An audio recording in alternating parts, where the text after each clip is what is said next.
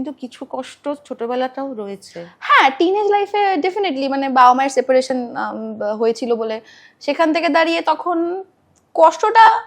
এটা নিয়ে মানে এইসব দেখে খারাপ লাগতো যে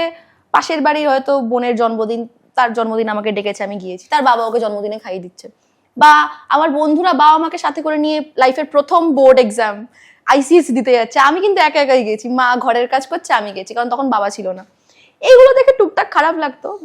বাট এই জিনিসটা কিন্তু তোমাকে খুব সেলফ সাফিসিয়েন্ট তৈরি করেছে, আমাকে তোমার যে ডিপেন্ডেন্সিটাকে করে দিয়েছে, আমাকে ইমোশনালি মানে ইন্ডিপেন্ডেন্ট করে তুলেছে, ফিনান্সিয়ালিও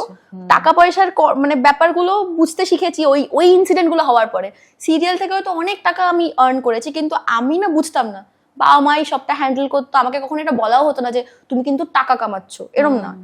কিন্তু বাবার সাথে মানে ওই ইনসিডেন্টটা হওয়ার পর থেকে আমি টাকা পয়সার কদর বুঝলাম, টাকা পয়সা যে বাঁচাতে হয় বা টাকা কতটা ইম্পর্টেন্ট একটা মানুষের জীবনে, বা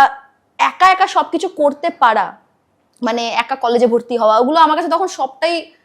আমি একা একা যাবো তো দূরে, কিন্তু এখন মানে করতে করতে এই যে শিক্ষাটা পেয়েছি না, এটা ভীষণ এখন আমার ভীষণ কাজে লাগছে।